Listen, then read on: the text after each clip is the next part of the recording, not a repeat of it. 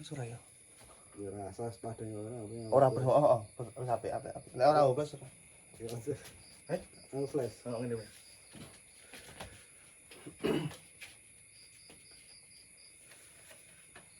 Ya, oke guys. Good evening guys. Ini udah jam 12 lewat ini. Jam 2. Jam 1 kurang Jam 1 kurang 5 menit sudah kurang 5 menit. Jadi karena kita belum mau tidur, masih ngopi ya. Good evening ya. Masih wancinya ngopi. Dan ini alhamdulillah Kak Tomo udah lama gak jumpa, udah lama gak beradu rasa. Dan di momen lebaran ini dia pulang kampung nih. Pulang kampung nih. Nah, alhamdulillah ini bisa ngopi-ngopi bareng lagi. Tapi Kak, perjalanan Tangerang Gunung Kidul piye Dek? Gimana Dek kemarin? Macet sih. Macet 17 jam.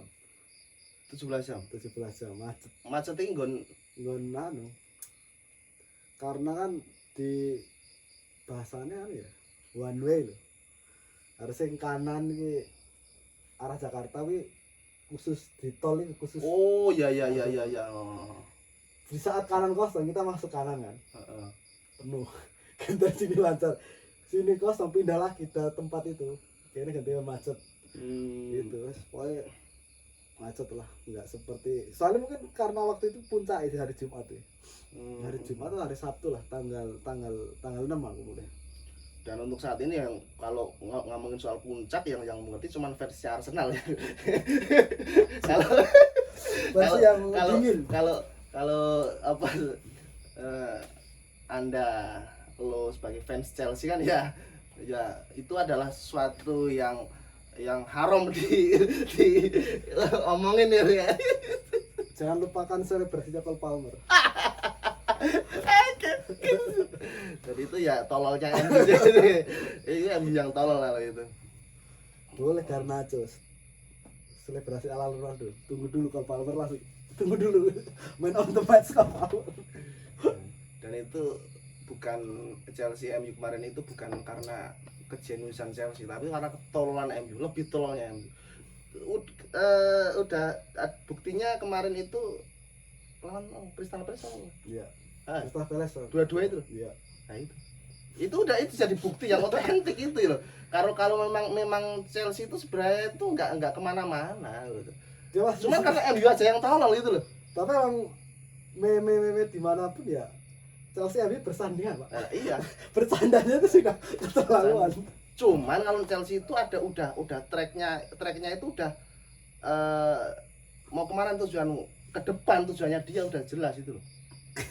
Ke depan walaupun tadi ke depan. Nah, MU kan enggak. Yang lain ke sana, MU ke sana gitu loh. Itu loh yang ya gitu. Itu kan udah kan gimana? Menurutku waktu derby atau big match ya lawan Liverpool. Ya masuk derby sih. Ya big match ya masuk derby Northwest derby itu masuknya Liverpool MU itu. Liverpool harusnya tuh menang melawan MU. Karena MU anak sing cedera beberapa pemain. Kok masih rasa ngalahke? Liverpool kan juga banyak yang cedera tuh. Tapi itu kan momennya loh maksudnya. Harusnya. Itu yang waktu kan di Old Trafford mainnya. Iya sih. Gini yuk, Kak Tomo, soal main di Old Trafford itu, jangankan lo bisa nendang bola, lo bisa berlari dengan baik itu udah bersyukur kamu. Main di Old Trafford itu. Karena di Old Trafford itu pemain bernafas saja itu sulit. Jangan tribunnya ditutup ya. Bernafas saja sulit itu magisnya itu apa? Ya gimana ya? Karena gue udah pernah ngalamin yang kelas kecamatan aja ya, main cuman kelas trofeo kayak gitu, main sama temen-temen ya lu tarkam gayang-gayangan sama temen-temen tarkam gitu, itu cuma ditonton orang-orang nggak jelas. Mental down bos. Itu nggak lari aja udah kayak ini udah kayak penuh tekanan. Apa sih nih dingkulan itu. Cacik dingkulan aja. Bahasanya lawas banget dingkulan aja. Apa ini udah kayak orang yang lagi jatuh cinta itu loh. Jadi udah ngeplek itu. oh gini tuh rasanya. Bagaimana kalau kita ke Anfield, main di Old Trafford gitu loh. Kalau Stamford Bridge sih kan, nggak masuk ya. Stamford Bridge itu kan biasa-biasa aja.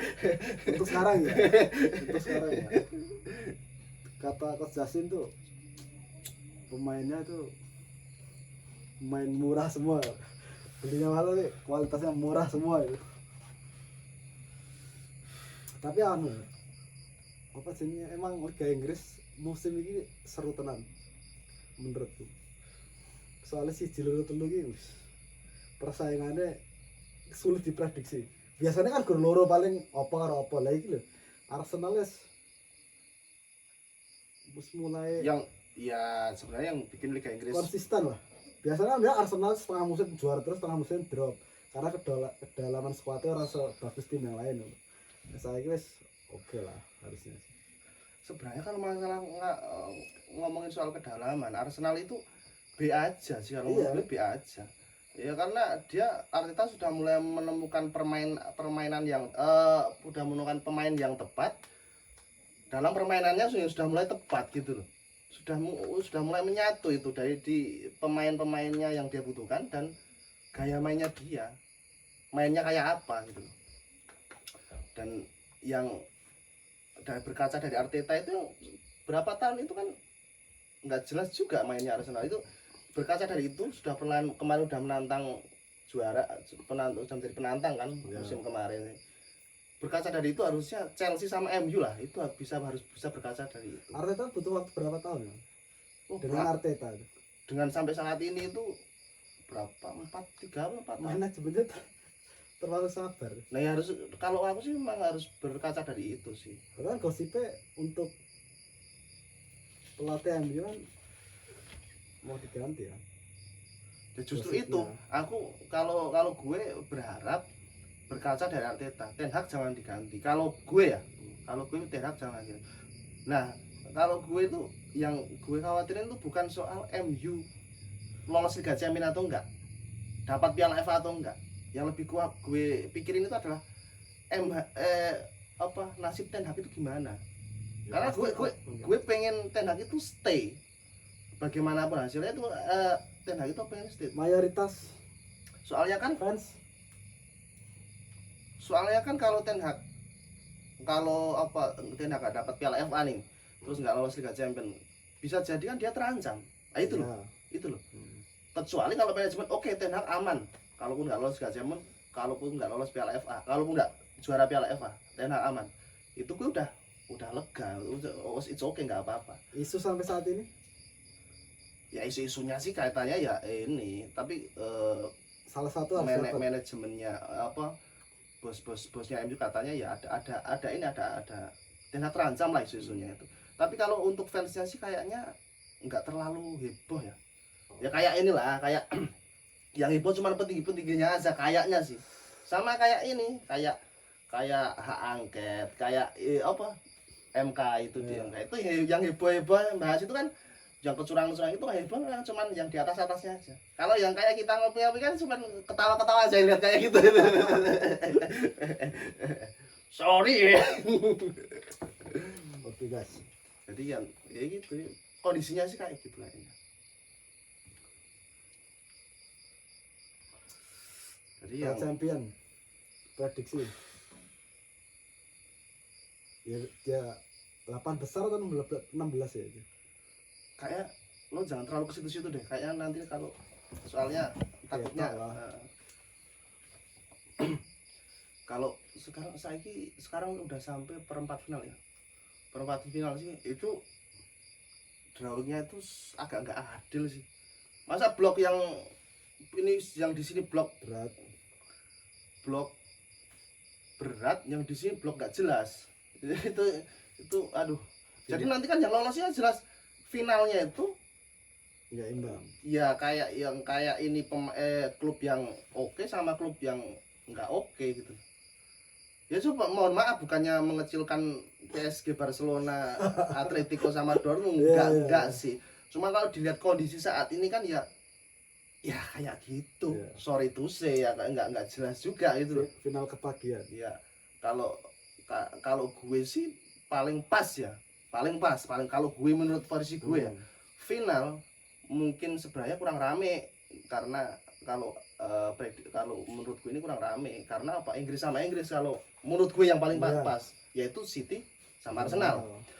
Untuk saat ini yang menurut gue yang paling pas untuk apa ya, secara permainan, secara yang iya itu. Iya, kalau juara langsung ke juara pilihannya prediksi lah. Prediksi juara sih kalau aku sih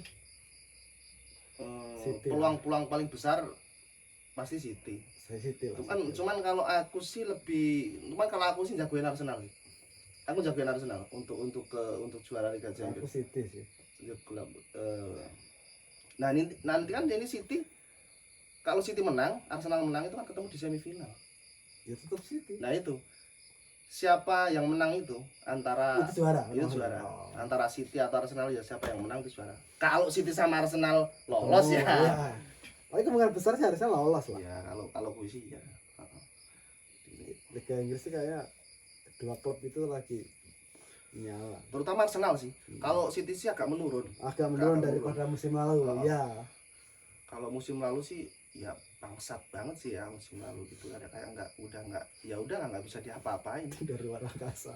Ya mungkin yang bisa ngelawan City musim lalu itu cuman satu klub. Ya. Itu MU zaman Ya. treble dulu itu. Iya. Zaman sayapnya Kalau David itu Beckham, ada Ryan Giggs. Nah, itu yang paling yang bisa lawan cuman itu. Iya. Ini Kalau musim lalu iya. Kalaupun itu City itu dilawanin sama zaman eranya Rooney, Ronaldo, itu kayaknya masih menang City yang kemarin itu sih kayaknya sih. Tapi Sesuperior itu menurut kayaknya sih itu, tapi kalau menurut gue ya, Iya. karena menurut gue itu MU yang paling bagus menurut gue itu secara permainan ya. Heeh. Secara permainan ya di zaman Beckham, Ryan Giggs itu. Bahasanya kelas Ya kelas 90 itu yang paling bagus itu. Kalau soal kebintangan memang di eranya Rooney, Ronaldo itu semua bertalenta. Mungkin kalau head to head kalah ini zaman itu, zaman Beckham itu. Cuman kalau secara main itu zaman Beckham, Ryan Giggs itu paling bisa ngelawan ya kalau menurut gue.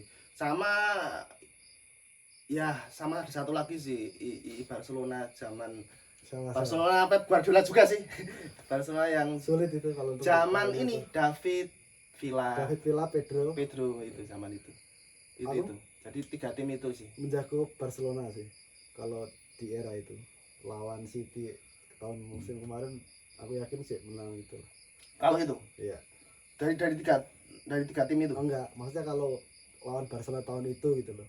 Barcelona kalau itu MU ya pasti menang lah 9-2. Terus kalau dari Barcelona yang itu ya menang Barcelona lah. Ya bisa aja. Nah, menurutku belum selevel itu lah. Nah, kalau dibandingin yang dulu gitu loh. City itu. Kalau Barcelona sih aku lebih jagoin City sih. Kalau Barcelona zaman itu David Villa ya, yang asuhannya Pep itu gue masih jagoin City yang triple kemarin itu. Jadi permainan City-nya Guardiola sekarang yang bisa dikatakan udah sempurna ini. Yeah. Dia itu ke Barcelona kan, kalau waktu Pep di Barcelona itu kan tiki taka, total football ya. Tiki taka total football. Jadi tiki taka digabungin total football. Nah, kelemahan Barcelona waktu itu seingat itu nggak bisa bola-bola atas dan nggak bisa crossing, itu jarang crossing. Tapi dua itu, Xavi sama Iniesta waktu itu. Iya, ada Xavi, ada Iniesta kan. Melawan satu Kevin berarti. Itu nggak bisa diganggu gugat itu. Iniesta sama si Xavi gitu loh. Kalau cuman itu aja, itu Xavi Iniesta dikali dua. Xavi Iniesta dikali 2 artinya ada Xavi 2 dan Iniesta 2. Satu sama satu Kevin aja gue masih berat satu Kevin. Mohon maaf ya, itu kalau gue sih, kalau gue. Kalau menurutku nih, secara kemampuan, secara kualitas Kevin itu bagi gue itu adalah Kevin De Bruyne itu bagi gue perpaduan antara Paul Scholes dan David Beckham. Jadi kalau tendangan David Beckham, visinya dia operan long ballnya dia itu yang bisa nandingin Paul Scholes ya De Bruyne itu. Nah crossingnya yang gue belum pernah lihat crossing sejak David Beckham, ada crossing yang bola itu mengunjungi kepala, mengunjungi kaki yang diomongin.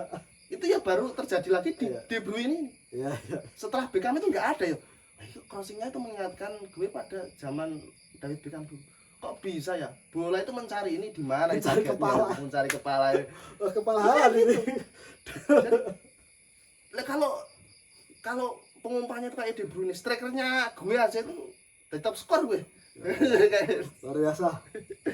Iya masih kalau gue sih berarti itu.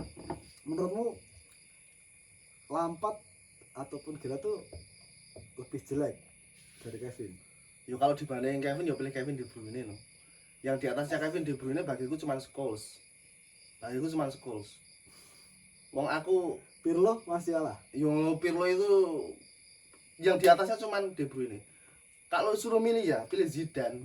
Sama-sama di posisinya kan sama loh. Del Piero sama nggak sih? Sama kan? Enggak. Del Piero lebih ke penyerang sih. Ya mungkin di belakang striker, tapi lebih ke penyerang. Nek. Kalau De Bruyne itu kan ya bisa juga dikasih di belakang striker, ya, tapi lebih ke midfielder kan. Sebenarnya intinya anggap saja De Bruyne itu posisinya itu gelandang serang, kayak Paul Scholes, kayak Zidane dan itulah. Perbandingannya itu kalau ada Xavi, Iniesta, Zidane, De Bruyne, Scholes. Kalau gue Scholes 1. Karena gue pertama Paul Scholes. Kenapa gue milih Paul Scholes? Pertama karena memang murni karena kemampuannya. Menurut gue yang kemampuannya itu ajaib. Kedua karena rasa. Ya karena gue suka sama Scholes gitu. Pasti. Mungkin keunggulannya itu. Iya.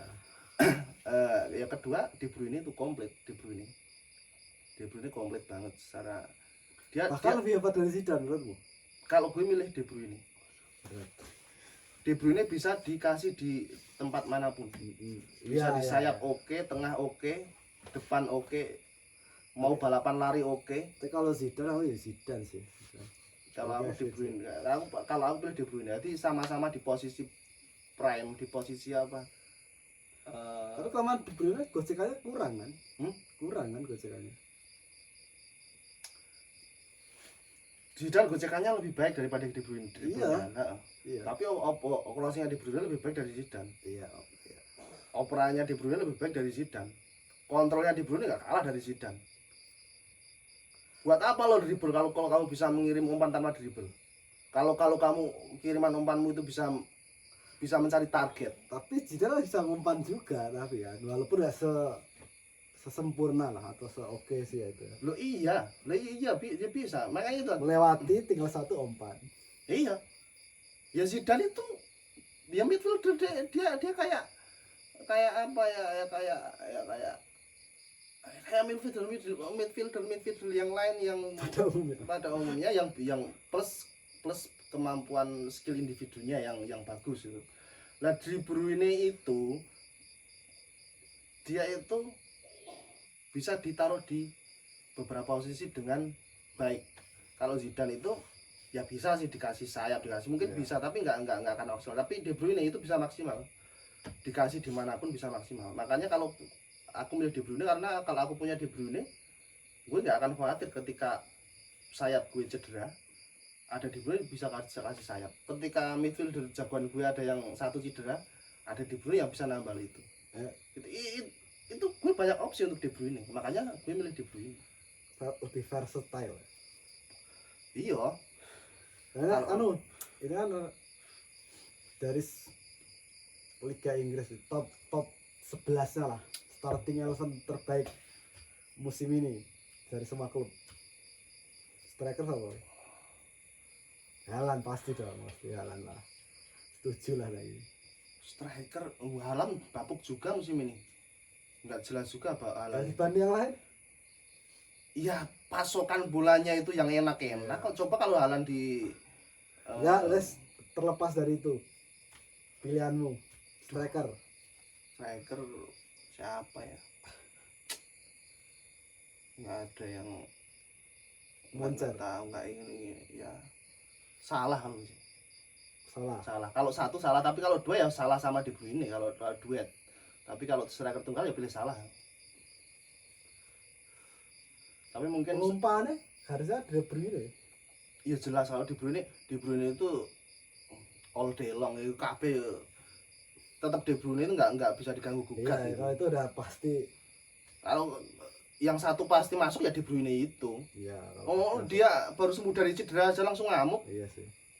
Menjancuk sih emang. Nggak tahu itu kakinya itu terbuat dari apa itu kok bisa kayak gitu. Kanan kiri oke, bos. Bergkamp? Eh? Bergkamp ya? Bergkamp sopo? David Bergkamp kan Arsenal itu. Dennis Bergkamp yang dhisik. Enggak. Kayak tukang umpan juga kan? Enggak, dia penyerang dia. Dia penyerang. Dia penyerang atau mungkin dia bisa di ya intinya penyerang, intinya pemain depan dia. Bukan di tengah. Berarti Emmanuel Petit. Emmanuel Petit itu saya kayaknya. Pokoknya kalau midfielder, kemarin itu aku nemu gambar. Ada Frank Lampard, Steven Gerrard, Pirlo, Xavi, Iniesta, Zidane, Scholes, sama satu lagi itu. Toni Kroos, Luka Modric. Nah, itu. Nemu itu kan. Itu pilih satu dan menangkan lini tengahmu. Kalau bagi gue sih gampang milihnya itu. Kalau gue tiga berarti satu gelandang bertahan, dua penyerang, dua gelandang serang. Ya gue gelandang bertahan jelas Pirlo kalau gue. Yang di depan gampang gue taruh Scholes sama Zidane udah.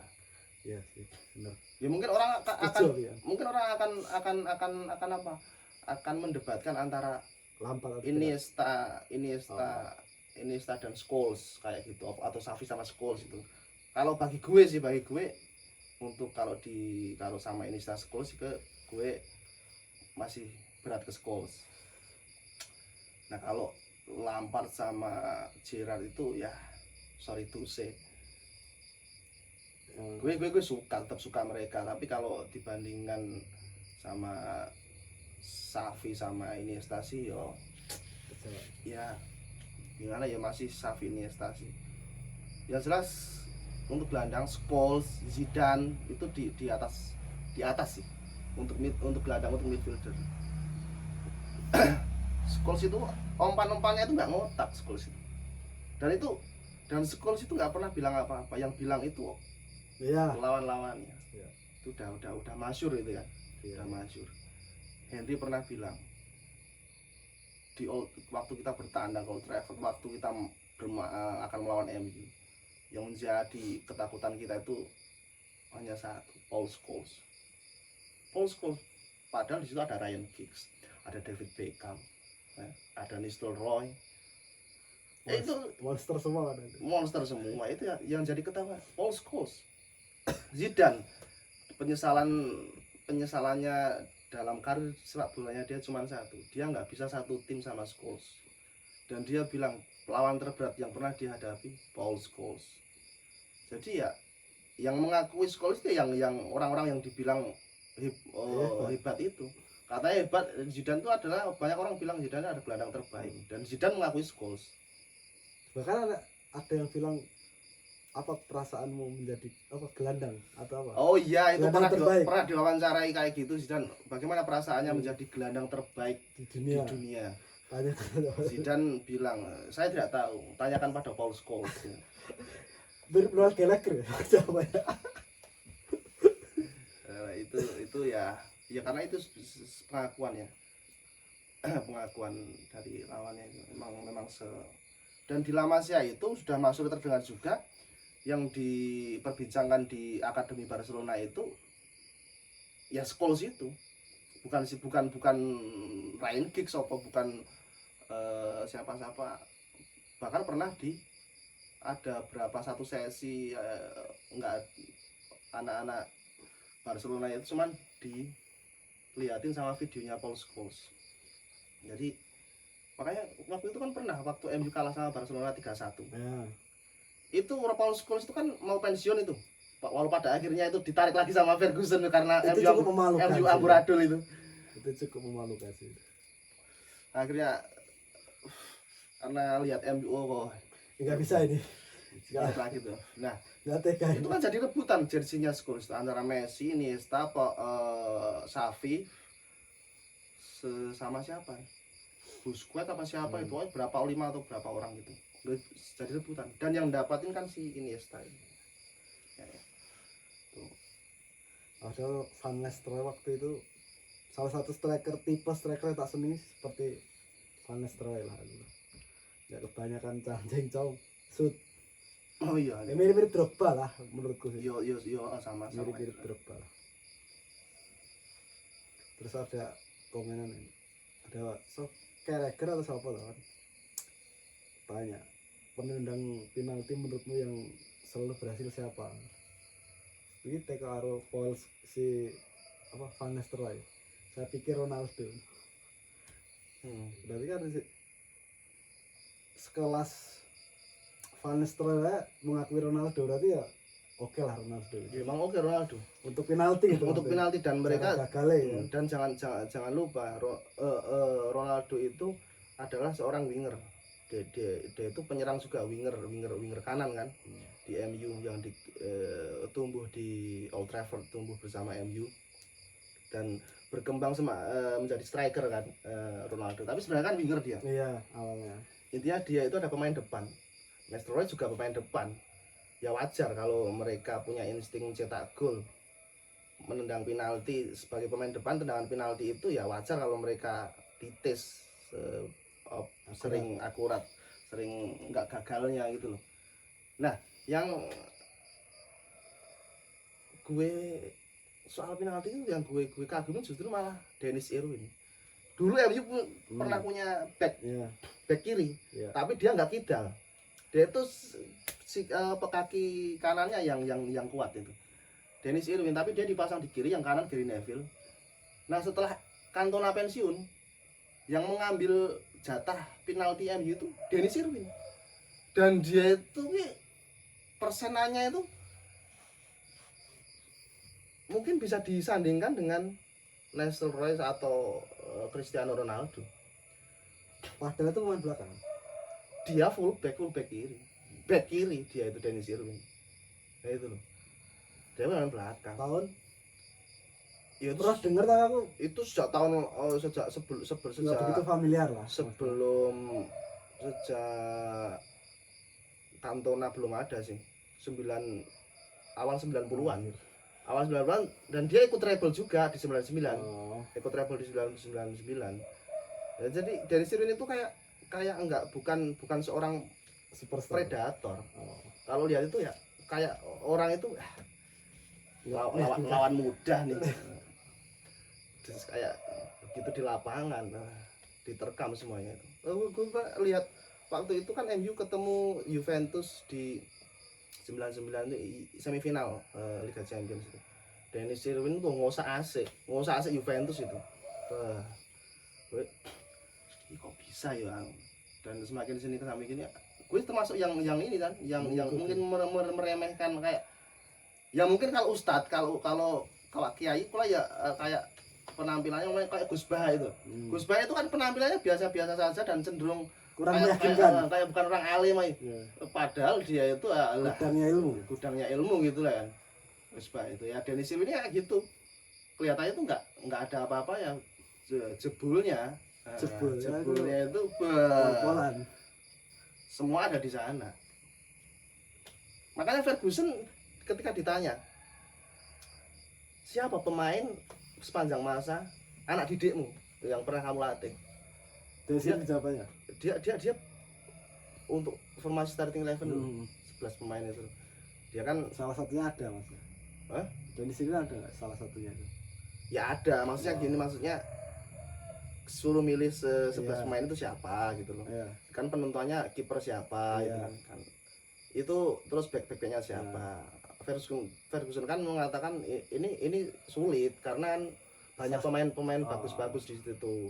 Ini siapa yang cuman Ferguson bilang cuman yang pasti yang tidak bisa ditukar, yang pasti masuk itu Dennis Irwin. Yang lainnya Ronaldo, Cantona apa yang lainnya lah itu Itu dia bisa ini apa? Tapi yang pasti masuk cuma satu. Dennis Irwin. Yang pasti masuk. Yang lainnya bisa masuk bisa enggak, yang pasti, yang digaransi sama Ferguson cuma satu, Dennis Irwin. Sespesial itu berarti. Ya, karena terus orang-orang ada yang bilang dia pernah melakukan kesalahan, aku lupa pernah melakukan kesalahan apa gitu. Terus Ferguson bilang, ya satu kesalahan dalam 10 tahun tidak jelek. Dia bilang gitu, satu kesalahan dalam 10 tahun. Gila. Iyalah. Satu kesalahan Dalam 10 tahun, Pak. Berapa ratus ribu atau kan, hari kan. Waktu itu kan sebelum dapat Eric Cantona, sebenarnya itu kan Ferguson ditelepon sama pihak Leeds United. Apakah Dennis Irwin dijual? Itu Ferguson bilang, enggak, saya mau beli Cantona.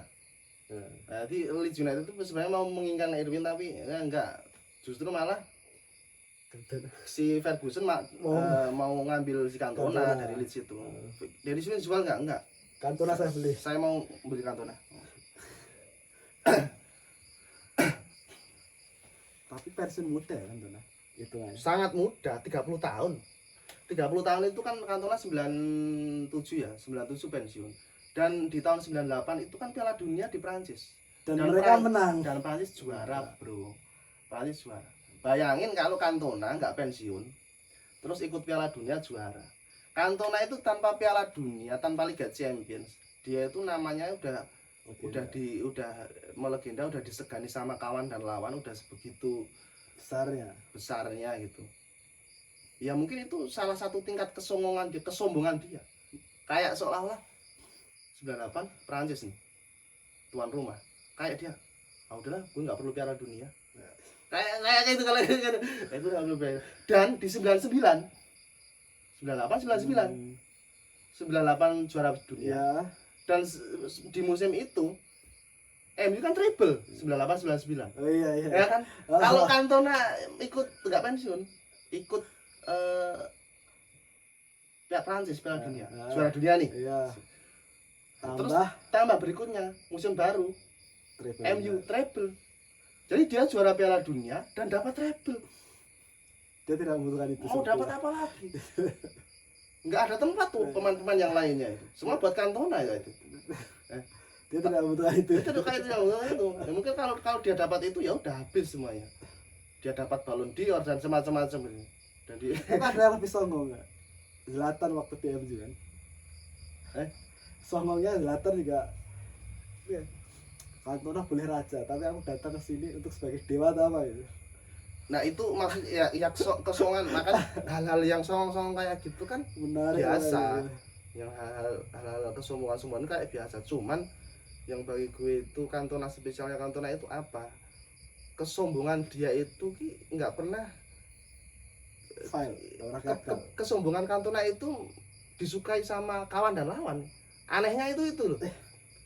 Kalau sombong sih biasa, tapi ada yang nggak suka, ada yang nggak suka. Cuman Cantona itu mereka suka. Noel Gallagher, Liam Gallagher, fans City. Liam Gallagher, Noel Gallagher itu fans Manchester City. Si Noel Gallagher suruh bikin band dengan pemain bola. Siapa kalau kamu bikin band pemain bola itu yang akan kamu rekrut siapa? Untuk drummer saya pasti Patrick Vieira. Patrick Vieira apa siapa tuh? Drummer aku lupa aku. Pokoknya drummer aku lupa siapa. Aku drummer lupa, tapi terus basis itu pilihannya kalau nggak salah itu antara Patrick Vieira dan Roy Keane. Iya. Kalau nggak salah. Dia karena ya itu gelandang, mereka berdua gelandang terbaik, gelandang bertahan terbaik. Mereka bagus kalau di posisi bass. Di posisi gitar itu posisi yang penting. Dia langsung nunjuk Zidane. Dia yang terbaik di untuk ngisi gitar itu Zidane. Nah untuk frontman itu kan penyanyi vokal. Untuk vokal itu mereka harus rupawan. Harus rupawan. Kita kalau era kita harusnya mikirnya Beckham kan? Beckham. Enggak. Dia siapa dia? Dia itu George Best. sama Cantona. Dan mereka memilih Cantona. Enggak gitu. Nggak ada pilihan. Gini. George Best sama Cantona. Dua-duanya pemain MU loh. Dua-duanya pemain MU. Tapi kalau Dua-duanya pemain MU. George Best itu pemain MU, Cantona juga pemain MU. Karena rupawan, dia milih George Best di situ kan. ya Nah, George Best. Artinya apa? Kerupawan. Berarti dia bilang menurut Noel itu Cantona itu ganteng. benar. Iya. Cantona ganteng. George Best sebelum David Beckham dia sudah jadi superstar pertama kali di sepak bola itu George Best. Sebelum David Beckham. MU itu juga dari MU. Tapi ini anu ya, pandangan karo Cantona karo Beckham ya Beckham sih Apanya? ganteng ya. Oh, kalau aku antara Iya antara Cantona, Beckham sama George Best itu Beckham paling ganteng. Paling Iya. ganteng. Ya aku nggak tahu Kenapa mereka memilih itu, kenapa kan? Noel itu Menganggap mereka ganteng. kenapa Noel ya kalau George Best memang ganteng. Ya, Kenapa sih apa Noel itu cuman antara George Best sama Cantona? Mungkin maksudnya itu harus ganteng, tapi juga harus bisa nyanyi gitu loh. Maksudnya bisa nyanyi itu George Best sama Cantona itu kan mungkin karisma nih mungkin. bagi Noel itu George Best sama Cantona itu mempunyai skill yang mumpuni lebih. Kalau Beckham ya ibaratnya ya sekedar ganteng aja lah.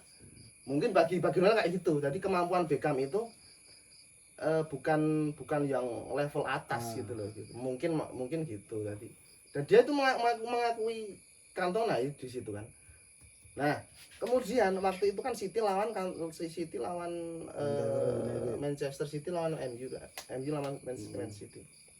Noel bilang saat Cantona membobol gawang City, rasanya saya ingin turun ke lapangan dan mematahkan kakinya. Tapi ya tidak ada yang bisa membenci Cantona. Semua orang, semua klub ingin Cantona menjadi pemain mereka. Noel bilang kayak gitu. Padahal Cantona emosian kan? Ayo. Ya emosian lah. Temperamen ya. Temperamen. Parah ya. Kayak Raikin ya. Ya kayak Raikin ya kayak. Lah tapi Cantona itu satu-satunya yang nggak pernah disemprot konon, yang nggak pernah disemprot sama Ferguson. Nggak pernah di hair dryer sama Ferguson. Satu-satunya anak asuh Ferguson yang selamat. Semua nggak pernah, nggak ada yang nggak kena. Cuman Cantona yang nggak kena. Itu pengakuan dari teman-teman rekan-rekan timnya Cantona ya. Nggak pernah. Cantona dapat itu. Ronaldo semuanya dapat. Cantona itu nggak pernah.